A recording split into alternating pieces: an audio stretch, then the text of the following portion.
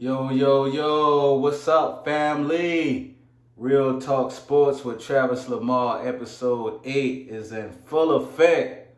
Let's get right to it. Victory Monday. Los Angeles Chargers get the win over the Bears on Sunday Night Football, 30-13.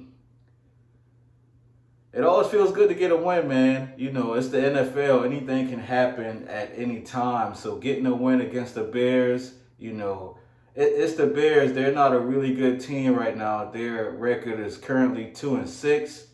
And so it's not something to go crazy over and hoop and holler and celebrate and all that. But it's a win.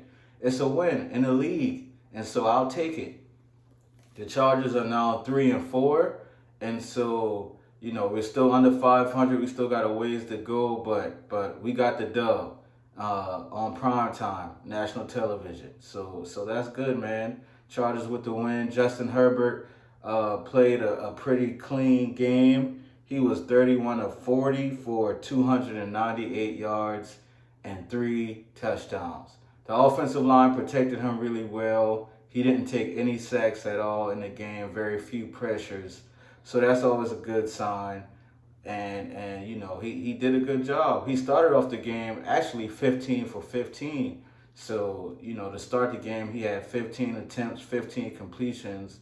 Like he was hot. And that's the Justin Herbert that you're used to seeing, that most people are used to seeing, being efficient in the pocket, being a great passer. And so it was good to see that. But on the other side of that coin, like I said, we playing the Bears. So that performance was a good performance for Herbert, QB1. But I need to see something like that against, a team that with a little more credibility when it matters. Like you can do that against a team that's downtrodden, but can you do that against the elite defenses in the league when we need you the most? So that's something to look at. Austin Eckler had 123 total yards. We finally saw him get back in the groove coming off of that ankle injury. I guess he's feeling healthy now because that's the Austin Eckler we're used to seeing, scoring a long touchdown on the screen pass. Like, we're used to seeing that explosiveness from Eck, and so that was good to see as well. Again, you got to take it with a grain of salt because who we playing? We playing the Bears. Like, these are the performances we need when we're playing the great teams. You feel me? The defense was pretty outstanding. Derwin James had an interception. Jasir Taylor had an interception. Kenneth Murray had 9 tackles. Kendricks had 10 tackles. So the defense played good run defense. Now our rush offense, again, did not perform well. We only rushed for like 40 yards.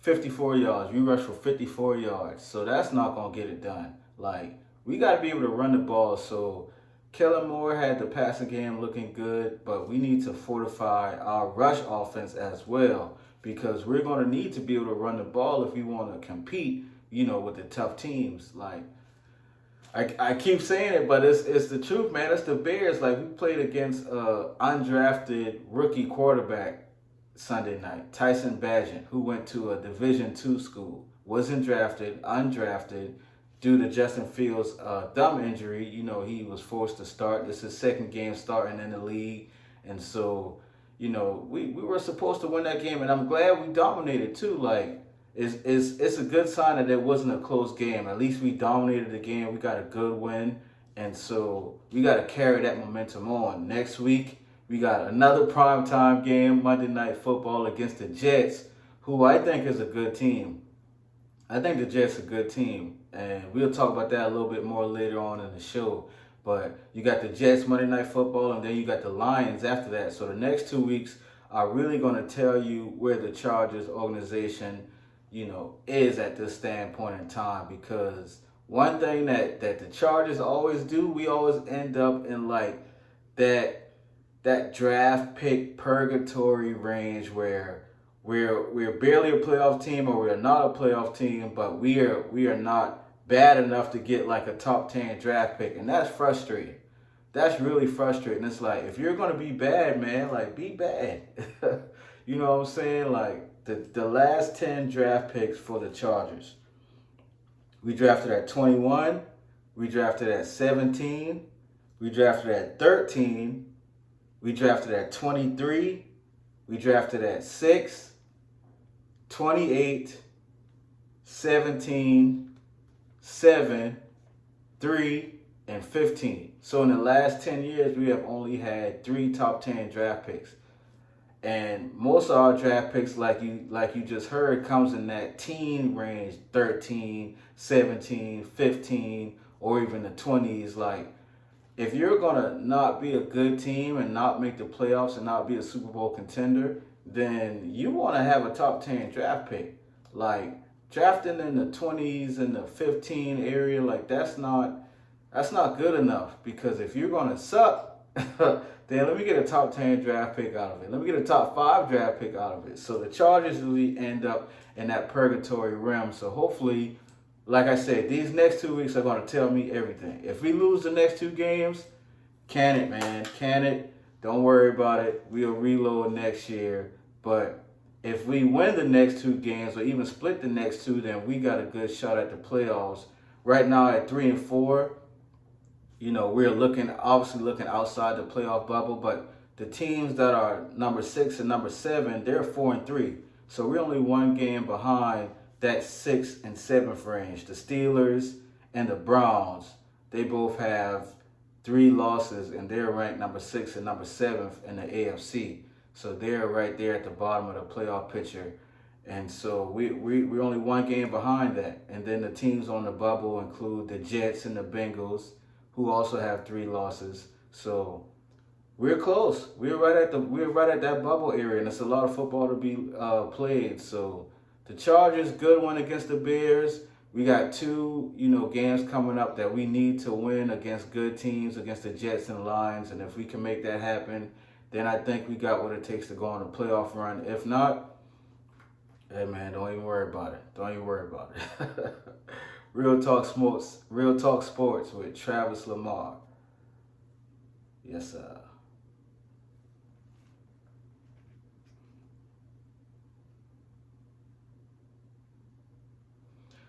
Real Talk Sports with Travis Lamar, episode 8. Appreciate you tapping in, family. Man, listen, y'all see the purple and gold. Lakers Nation, we 1-2 right now. And I'm not that mad at it, to be honest. I'm not that mad at it. Like, we've played 3 really good Western Conference teams. We played the Nuggets, then we played Phoenix, and then we just played the Kings. And so being 1-2, under 500 to start the season, but it's a long season. It's a very long season, 82 games. I'm not that mad at it. Defending champs, Denver Nuggets, they always play us like we stole their candy or something, or we steal their girlfriend or something, bro. Like, the Nuggets play the Lakers like we used to bully them in kindergarten. You know what I'm saying? Like, something happened. Like, Jamal Murray, when he plays the Lakers, he plays like he the best point guard in the world. Like, real talk. And Nikola Jokic, the league hasn't found out how to contain him. And when the Nuggets play the Lakers, they just get up for it. It ain't no way around it. They play their best basketball against the Lakers every time. So, losing that game, it happens. First night of the season. We bounced back and beat Phoenix, and then the last game against the Kings, we were down big. We fought and clawed back into that game, but we dropped it in overtime. And again, the Kings are a really good team. They were the number 1 seed last year in the West, or number 2 seed, either 1 or 2. But it is what it is. The Lakers have a lot of new pieces, and we're getting in the groove, and Coach Darvin Ham is figuring out lineups and all that good stuff. So we still working through the kinks. But some of the new addition Lakers, you're looking at them and you're seeing who fit and who you like. And for me, the number 1 greatest addition from the all season is Taurean Prince. Taurean Prince is playing really good basketball for the Lakers. He's shooting over 45% from the 3 right now. So that's big, because a lot of time people, when they come and play with LeBron, or when they play on that purple and gold, they just not the same. And so Taurean Prince has come in and he's played really well. His first game with the Lakers, his Lakers debut against the Nuggets, that man hit 4 threes, had 18 points, shot 66% from three. And then just against the Kings, he had 20 points. So Taurean Prince has come big. He's come along big, and he's in the starting lineup, and he's defending, the best perimeter player of the other team, knocking down threes, getting to the rack when it's available. He's playing really good basketball. So I like Taurean Prince as the number one pickup so far. And then I would say number two pickup would go to Christian Wood, who's playing not lights out, but I think he's playing solid. He hits open threes, when the opportunity arises.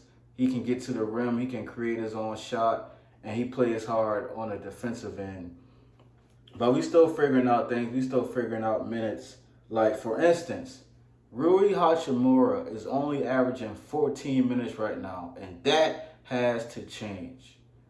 That has to change. We just gave this man an extension contract, and Rui was really big for us last year. And so, like I said, I know Coach Darvin Ham is figuring out minutes and lineups and adjustments and things of that nature, but Rui is a really good player who needs to play more.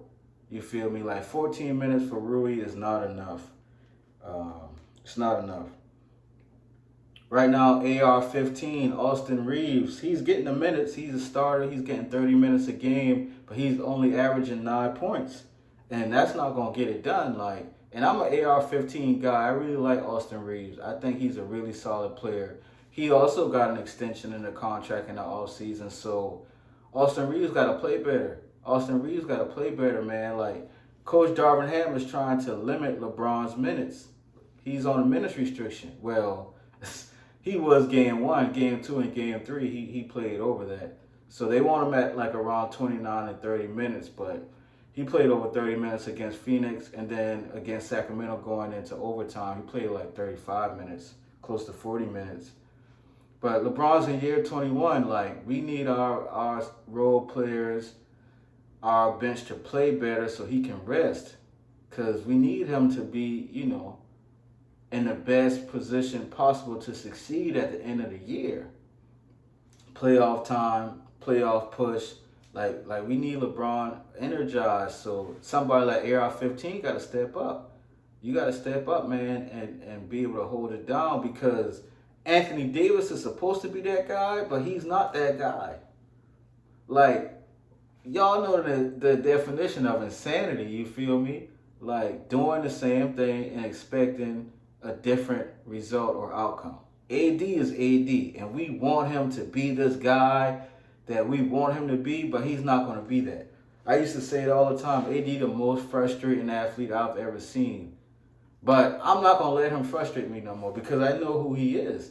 He's the person who's going to score 17 points in the first half against Denver, against Jokic, in the second half score 0 points.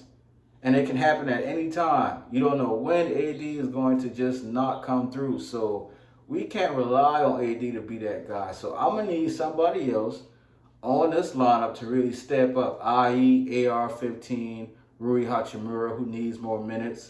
I'm going to tell you can take some minutes from. You can take some minutes from Gabe Vincent, because Gabe Vincent is averaging 29 minutes right now, and he's at 5 points a game.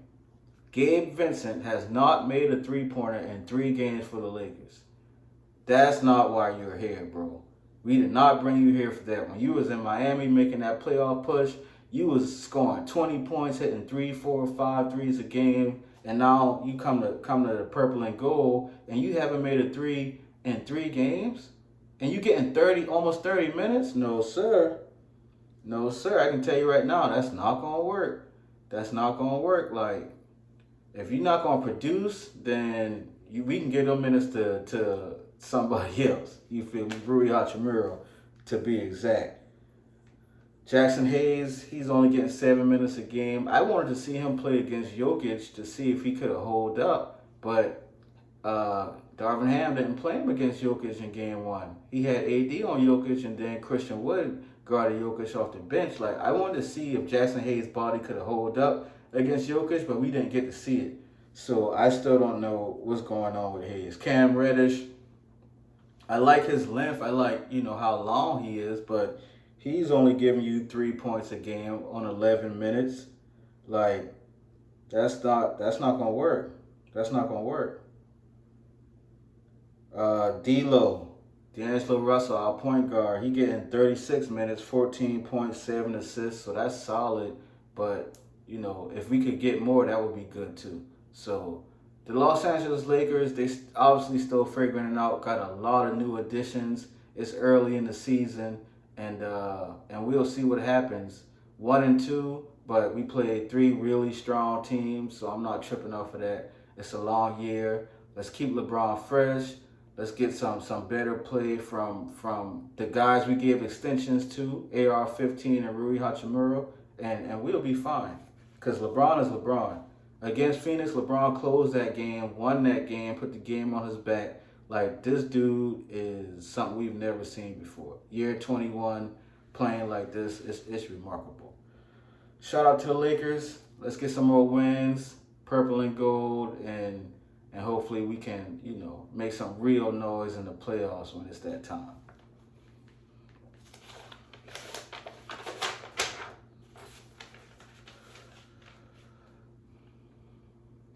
Real Talk Sports with Travis Lamar, episode 8 in full effect. Let's talk about Notre Dame for a second. Notre Dame, Fighting Irish, currently ranked number 12 in the nation. The best two-loss team in college football, without a doubt. Just punished Pittsburgh Panthers, 58-7. Total annihilation and domination. And people gave me so much flack when I was so hard on the coaching staff and administration for, having a big impact on us losing the game against Ohio State with having 10 men on the field, 2 plays in a row in crunch time on defense. And then for not having our players ready to play against Louisville and us losing that game. And very questionable play calling and clutch situations. Like, I was really hard on the staff, and everybody's like, whoa, man, chill out. But this is why. Because I knew this team was good enough to compete for a national championship. Now we got to hope and beg and pray that the College Football Playoff Committee, puts us in the playoff if we run a table for the rest of the year, which is a long shot. It's a long shot that a 2-loss Notre Dame team is going to get in the college football playoffs. It just is. It's a long shot. But this team, especially this defense and special teams, college football playoff worthy. Xavier Watts, our safety, got 2 interceptions against Pittsburgh, and he now leads the college football league in interceptions. He got 6 interceptions this year. Nobody else in college has that many interceptions. That's huge. Like, getting the ball, getting your offense extra possessions is big. Chris Tyree, punt return touchdown. We've scored a punt return touchdown and a kick return touchdown in the last 2 games. So special teams are scoring points. Like, this how you win. This how you win the big one. When all 3 parts of your team combined can really have a big impact on the game. Offense, defense, special team. Audric Estime just ran for over 100 yards again, 3 touchdowns. Running the ball. So not only can we run the ball well, but we play great defense who gets their hands on the ball and creates turnovers. And we got special team players who can score on special teams, man. That's a recipe for a championship. And we might not get the chance to play for one because of, it's so frustrating, bro. It's so frustrating because this team is really playing well right now.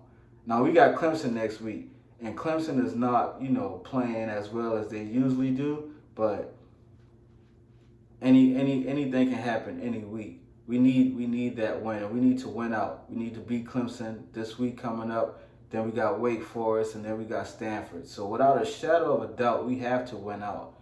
But, man, our road to the championship just could have been paved in gold. We could have been there, no questions asked, if just small things were corrected earlier on in the season. Those losses, man, they're gonna come back to bite us. As much as I want to be hopeful and optimistic that we're gonna make the playoffs, I just doubt it. I just don't see it. It's like teams gonna have to really lose the last month of college football for us to really have a real chance. But we'll see. We'll see. Notre Dame played really good against Pitt. Pitt is not, a great team. They only have 2 wins this year, but you want to dominate the lesser teams, and we did just that. Sam Hartman threw for over 250 yards. He didn't throw a touchdown, but we didn't really need him. We didn't really need him because we had a great running game going, and our defense is just playing crazy right now. They're playing phenomenal. This is one of the best Notre Dame's defenses I've ever seen, bro. One of the best. One of the best. So we'll see what happens, man. We'll see what happens. Big win for Notre Dame in the Fighting Irish against Pitt. We got Clemson coming up. I think it's a 12 o'clock game, so we'll see what happens. We'll see what happens. Real Talk Sports with Travis Lamar, episode 8 in full effect. Thank you so much for your time. Thank you so much for tapping in. Before we head out, we're going to touch on the NFL Week 8 games, and I'm going to react to a few of them. Is Joe Burrow back? Is Joe Burrow back in full effect? Is he fully healthy? That's what it looks like, because he just tore apart the San Francisco 49ers defense. Joe Burrow looks like he's back. And I got him on my fantasy team, and he's on my bench right now. After putting on a monster performance against the Niners, I feel so sick about it. Because Joe Burrow was just playing jokey, man. And I benched him during C.J. Stroud. And Joe Burrow had the game of the season so far for him. He went 28 of 32, 283 yards and 3 touchdowns against a 49ers defense who, before the last couple of weeks, we thought was like the best defense in the league. But these last 3 weeks, the 49ers defense has not looked so great. And Joe Burrow just had a field day on them boys. And they beat the Niners 31-17 convincingly. So I don't know what's going on with the Niners. I have no idea. But Joe Burrow looked great. Joe Burrow looked like, like the old Joe. So I won't be benching him from here on out. But we'll see what happens. We'll see what happens. The Denver Broncos had a huge upset against the Chiefs, 24-9. Didn't see that one coming. We did not see that one coming. That's the thing about the NFL, man. Any given Sunday, you just don't know what's going to happen. Like the Broncos just dominated the Chiefs. 24-9? That's crazy. That's crazy. Kelsey was held in check. Mahomes was held in check. They couldn't get anything going. And it's the Broncos, you know what I'm saying? Like the Broncos, they got 3 wins. They're 3-5 if I'm not mistaken. So like, that's crazy, bro. The NFL be crazy week to week. You never know what's gonna happen. And so that's why anytime you can win, it's a good thing in the NFL. We gotta ask this question too. Is AJ Brown the best receiver in football? Top 5, top 3, like we gotta really start talking about AJ Brown, who they call Swole Batman. Like, bro is a monster, bro. And I kind of hate to admit it because, I used to go back and forth with the folks like Keenan Allen, AJ Brown, Keenan Allen, AJ Brown. And so, like, to see AJ Brown dominate like this, he's basically doing it week in and week out.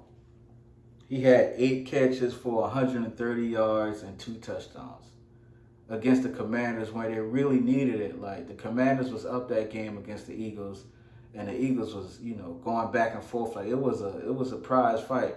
Like, that game was 31-24, if I'm not mistaken. Oh, I didn't write the score down. But, yeah, AJ Brown was dominant. So on the year, he had 60 catches for 939 yards and 5 touchdowns.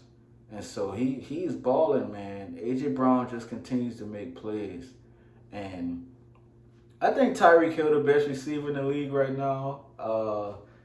But AJ Brown's right there. He's right there. The way he impacts the game, the way he makes big plays when it matters the most, how tough he is. Like, it's just hard to take him down. He's great at the point of attack in the air. So we gotta start having that conversation. Like, AJ Brown gotta be in your top five. Gotta be top five, no matter what. Right now, AJ Brown gotta be top five. Top three, really. I can't think, like, if it's not Tyreek Hill, I don't know. Like, Jamar Chase is waking up and getting in this groove with Jefferson on IR. AJ Brown, man. AJ Brown. The Dallas Cowboys dominates the Rams 43-20. I was talking to a Dallas fan, and it's like, when Dallas is on, when Dallas is clicking, they too dominant, bro. When Dallas is locked in, like, they coming to punish you. And that's what they did against the Rams. Dak Prescott, 25 of 31 for 304 yards, 4 touchdowns and an interception. And so he was elite. He was elite against the Rams. Going to CD Lamb is number one. 12 catches, 158 yards, and 2 touchdowns. Like, sometimes football is simple. Sometimes football is simple, bro. Get your athletes the ball. Get your athletes the ball, and you will have a great chance to win. And CD Lamb is like that. CD Lamb is like that, so get that man the ball. Ravens, they beat the Cardinals 31-24, which was a trap game, of sorts. The Ravens win. They win, and they keep winning. And so the Ravens are really, staking their flag that they're a serious contender. So Baltimore gets the win. The Dolphins get the win over the Patriots, 31-17. That could have been a close game, with Belichick, division game, and whatnot. But the Dolphins just kind of blew it out the water. And then next week, the Dolphins has Kansas City. So that's going to be a big game, and that game is in Germany. So that game, Kansas City, Miami, coming up, that's going to be huge playoff implications, because they're both 6-2, and they're both seen as, elite teams in the AFC. So can't wait to watch that one. It's going to be what I project, a high-scoring affair with those two offenses. And so that'll be exciting. Again, that game is in Germany. The first time the NFL is playing in Germany. Miami versus Kansas City. And finally, the Jets. The Jets beat the Giants 13-10 in overtime. Breece Hall had 18 touches. Garrett Wilson had 8 touches. And I said this on an episode a few weeks ago. If you give Breece Hall and Garrett Wilson touches, the Jets going to win. I'm telling you. And even 18-8, like, that's not enough. That's not enough. That's close, but not enough. Garrett Wilson need 10 touches. And Breece Hall need 20 to 25 touches. But if you get those two athletes the ball, you got a chance to win. And so that's what they did against the Giants. They squeaked out a win 13-10 in overtime. And so I think the Jets are a good team. The Chargers play the Jets Monday night, so man, like I need the Chargers to win, obviously, but you just never know in football. But I think we match up okay.